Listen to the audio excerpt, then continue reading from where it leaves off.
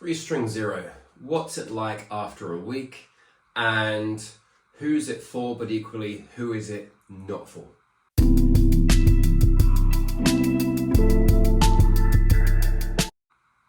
Right, so I've been using Restring Zero for about a week now in a variety of hitting with my daughter, which is more about control and precision and placing the ball, so just as she starts grooving her shots. Hitting with my wife, which is just sort of a fun hit around at probably about 80% pace. And then I was hitting with a friend last night who plays sort of grade 5, 4 and 3 men's open tournaments. And we were just smacking the ball around, but with the focus on hitting hard, but moving the ball around and placing it. And then I've just been doing sort of service practice and, probably logged, I would say 7 or 8 hours on this. And one thing I will say, and I've been very conscious of, I've become aware that this string, Restring Zero, I mean, it's not really very well known at all, but it does seem that what they've done, I believe, is they've engineered a really good string. And then they've kind of said, I would imagine, no one knows us, so how do we get known? Let's go out to all the bloggers on YouTube, give them free strings and say, will you do a review on this and, probably speak favorably about it. And then what that means is that I guess people get a perception that, you've got all these people on YouTube just saying, this string's absolutely amazing because, by the way, I've been given it and being told to say nice things about it. And actually, is it just a marketing gimmick? I haven't been paid to try this. I have tried it on a recommendation, and even then, I mean, I've got heaps of strings I'm going to try, so I'll look at each one and really be quite objective, because at the end of the day, I want to know, is this the string I actually want to use, not that I just want to talk about. I want a good string.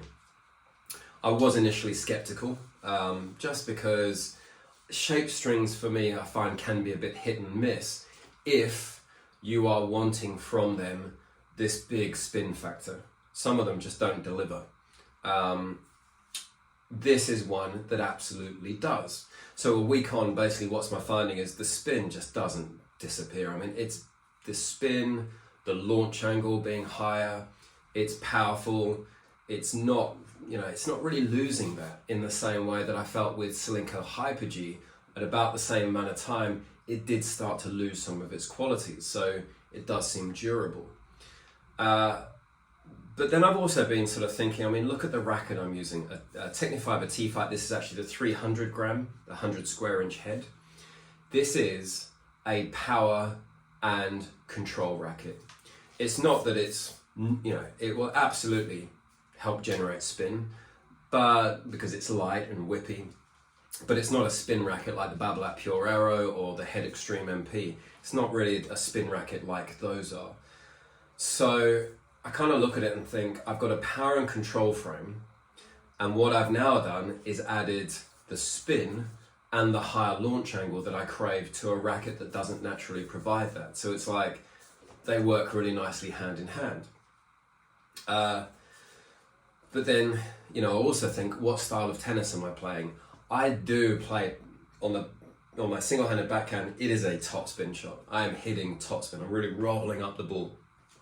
On my forehand, I've got an Eastern grip, so I will hit probably flatter than other people, but I do love driving topspin on the ball, or sometimes just big looping topspin.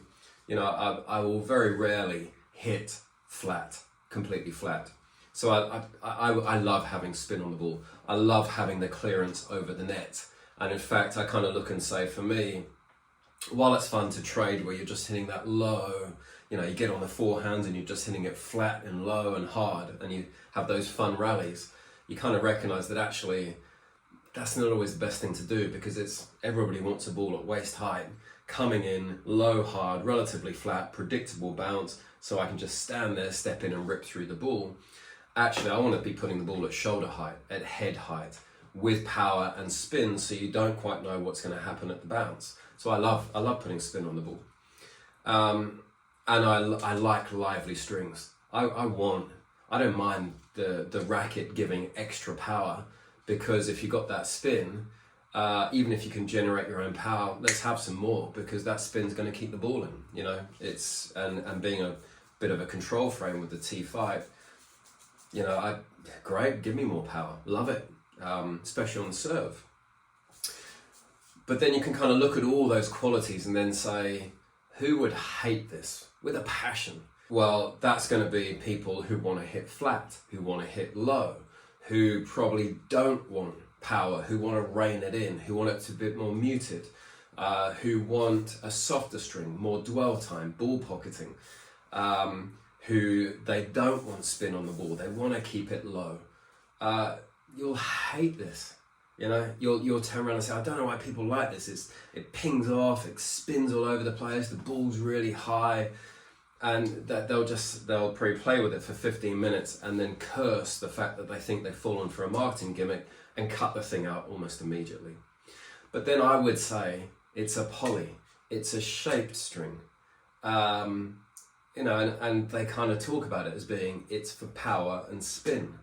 So you do have to kind of look at the qualities of a string. And I would say probably the biggest problem with this is that, for instance, it's not on Tennis Warehouse University. So you can't, in terms of the analysis, so you can't really sort of start looking and comparing. And then if all you're doing is saying, the only thing I can read about it is a bunch of bloggers who are all basically, you know, whether they're being paid or just given it for free to promote, you know, they kind of say that's not really an objective review, and therefore it's the lack of information, you know. So what do I think is going to happen next with this? I believe, I mean, already what they've done really brilliantly well, just like Solinco Hyper-G, where they made that bright green string. Whenever you see a bright green string, the first thing people say is, oh, is that Hyper-G, you know? So I think making it this sort of nice cold ice blue, it makes it distinctive. One of the coaches last night did say to me, oh, is that Razor Code? Because they do that in blue. And I was like, no, it's Restring Zero. Even that, though, makes it a conversation, right? It's not a grey string. There are a million grey strings, or black strings. There are a million black strings, well, not quite a million. But making it this distinctive colour, you know, you start to say, how is this going to actually gain traction? Because it will. As far as I'm concerned, it's a really good string if you like power and spin and crispness. And then, you know, it does seem to last a reasonable time. I'll keep going with it. How's it going to grow? Well, it's going to be people probably seeing people like me at a club and saying, oh, what do you got on your racket? And go, oh, it's a string called Restring Zero, and it does this, this, and this, and maybe give them your racket and they have a go, and just like I did my wife, and she's like, I want that string. And you would probably think it's going to be a bottom-up development. I think Solinco Hyper-G became really popular, as far as I'm aware, because they gave it away to college kids in the US, and it became like the string for US college kids to a degree. And then they sort of go middle out, if you like, get some pros using it. I think some doubles players used it, and then it goes down to the club level. This probably is going to be a recreational / club player, and in a sense you kind of think, for a player that hasn't mastered topspin, this is going to do a lot of the work for you. For a player who doesn't have big fast racket head speed, there's power in this. It's going to do some of the work for you.